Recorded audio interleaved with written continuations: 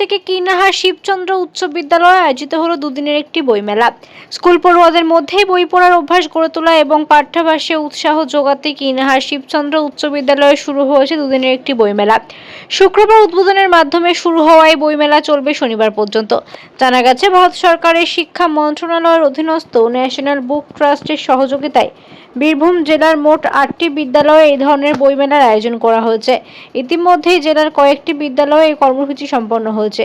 কিনাহার শিবচন্দ্র উচ্চ বিদ্যালয়ে আয়োজিত বইমেলায় মূলত নানুর এবং লাভপুর ব্লকের বিভিন্ন বিদ্যালয়ের ছাত্রছাত্রীদের আমন্ত্রণ জানানো হয়েছে। শুক্রবার কিনাহার তারাপদ উচ্চ বালিকা বিদ্যালয়, লাভপুর ব্লকের ঠিবা অঞ্চল উচ্চ বিদ্যালয় সহ একাধিক বিদ্যালয় থেকে শিক্ষক শিক্ষিকাদের নেতৃত্বে ছাত্রছাত্রীরা বইমেলায় অংশগ্রহণ করে।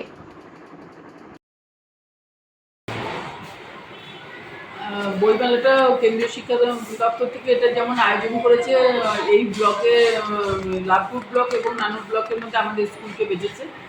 বীরভূম জেলায় 8টা স্কুলে হচ্ছে। আজকে 24 তারিখ আর 25 তারিখ এই দুদিন হবে। আজকে সূচনা পর্বেই প্রথমেই দেখলাম যে আমাদের ছেলেদের মধ্যে খুব উৎসাহ, এবং যেহেতু এই দুটো ব্লকের মধ্যে আমাদের স্কুলে হচ্ছে, আমরা এই ব্লকের বাদবাকি স্কুলদেরকে আমন্ত্রণ জানিয়েছি, সেখান থেকেও আমরা রেসপন্স পাচ্ছি।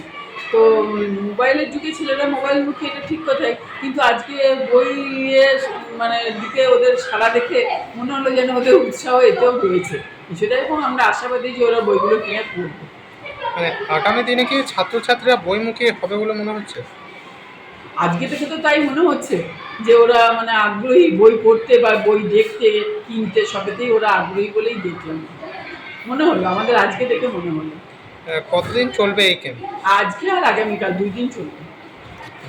এতে কি কতগুলো স্কুলের ছাত্রছাত্রী অংশ নিয়েছেন?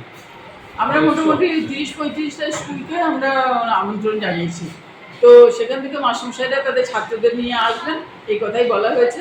এবং আজকেও দেখলাম যে 2-3টে স্কুলের মাস্টারমশাইরা এসছেন, 8 ঘন্টার মধ্যেই দেখলাম তারা এসছেন, শুরু হওয়ার 8 ঘন্টার মধ্যেই। আপনার নাম? আমার নাম স্নিগ্ধা গোস্বামী। Teacher in charge? হ্যাঁ, টিচার ইনচার্জ। Teacher in charge.